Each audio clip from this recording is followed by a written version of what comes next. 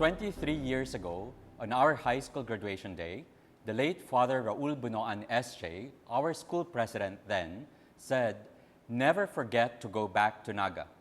Give back to the school, to the city, to Bicol region, and our country. Give back to the community that raised you, so they can raise more and better versions of you. Give back in whatever you can. Give and do not count the cost." Then he added, "Come back, or when I die, I will haunt you." So when I got an invitation to be your graduation speaker, I didn't hesitate to say yes, because it's already my chance to go back to Naga City. But with the pandemic, I hope Father Raul considers virtual graduation as homecoming.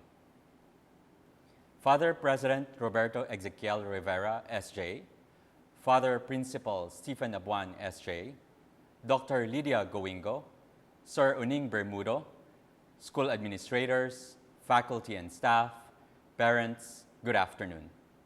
And of course, to the reason why we are gathered today, our dear graduates, the senior high school class of 2021, my fellow Ateneans, congratulations. One midnight, with a cup of hot coffee, I was thinking hard, grasping for ideas, searching for that relevant message I can share with you today, especially in the most challenging time of our lives. Then suddenly, Father Stephen sent a copy of my reflection papers, which I wrote when I was in high school. Father Fen, as we call him, your current principal, used to be my senior year moderator. Surprisingly, he has kept all of our journals all along. Reading them after more than 2 decades gave me that nostalgic feel, as if it was just yesterday when the class of 1998 walked down the school's iconic 4 pillars.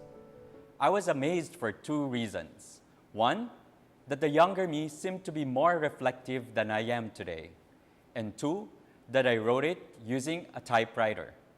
Not sure if your generation still knows what a typewriter is. During my time, it was a cool thing to have a portable typewriter. As a young writer contributor to Ang Maugmang Lugar, the school's literary magazine, having a portable typewriter was having the world at my fingertips. The sound it created was somewhat music to my ears, but definitely not to my dorm mates at that time, especially when I finished articles at midnight. Little did I know that my message to you today was actually written 23 years ago. My 16-year-old self once wrote, "I always want to make a difference, and that's what makes an Atenean distinct from others."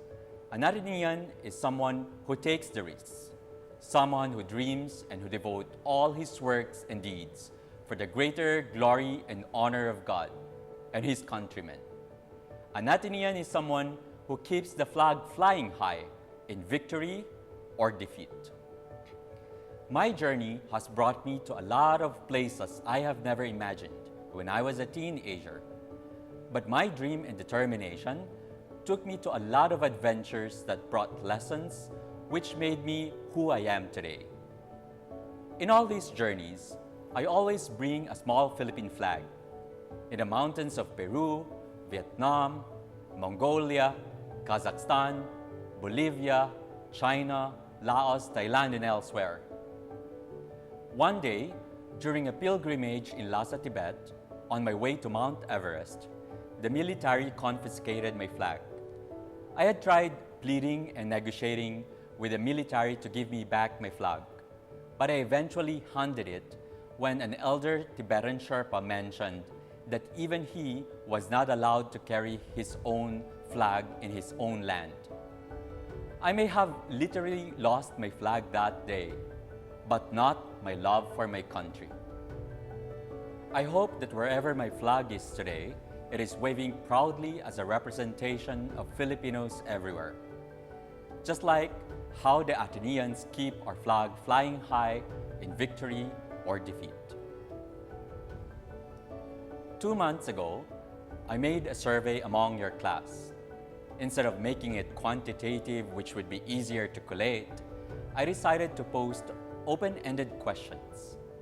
Though I spent more time, I actually enjoyed reading them, as each of you has a story to tell. When I asked, what are you looking forward after graduation, your top 3 answers are to have face-to-face classes when you move to college, to have more challenges and opportunities ahead, and to be more productive. I am so happy to hear these very optimistic views despite our current situation. Your parents, teachers, and the Jesuit fathers must be proud of you.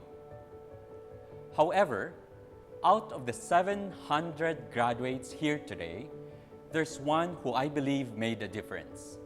His answer was, I am excited to register, get my voter's ID, and take part in the 2022 national elections. This gave me confidence that this batch can bring change, even just from that one little candle in the dark. Another interesting reflection paper I wrote while in high school was entitled On Gratitude. It was narrated how I thanked the people I met along the way in reaching for my dreams. Again, I quote the younger version of me saying, I believe that someday, when I reach the highest point of the highest mountain, I need not to stretch my arms just to reach for the star. When I'm there, I'll grab it so that it wouldn't slip away. However, I can never achieve something without the help of my neighbors. When I have read this article, it gave me goosebumps. It's a clear evidence that we eventually become what we think. It's the power of imagination that we don't notice in a tick of a clock, but by turning the pages of a calendar. Who would have thought that that asthmatic boy who figuratively talked about climbing mountains would be able to do so after some years? What I wrote as a teenager was so true. The greatest lessons I have learned are not from the Ateneo, not from University of the Philippines, where I studied college, neither from my master's degree, nor from the Harvard University. The learnings that made more impact on me are my interaction with the people that I have met along the way. While very busy at my work trying to achieve a lot of things, this Mongolian family who adopted me in their yurt reminded me of the importance of health. These coffee farmers from the mountains of Vietnam and the surviving Keho tribe guided me how to persevere. These Kazakh children showed me how to pause and enjoy life. These students from a small school in the outskirt hill of Luang Prabang in Laos taught me how to spend wisely.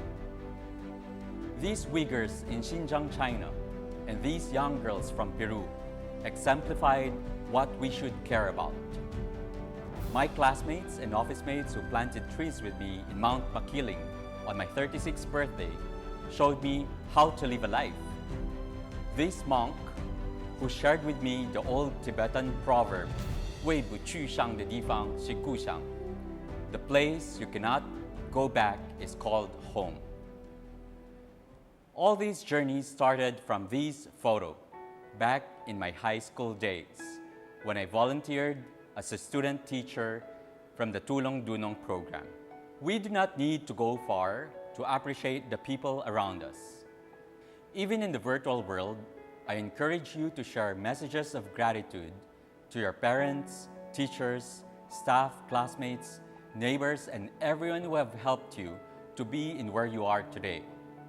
If there are 3 things that this pandemic has taught us, it's the importance of family, the uncertainty of things, and the essence of time.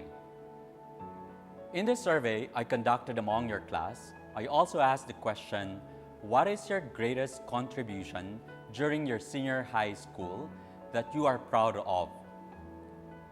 Though your answers vary from academics, sports, student governance to scholarship, my favorite answers are those that simply mentioned not giving up, fighting, and surviving.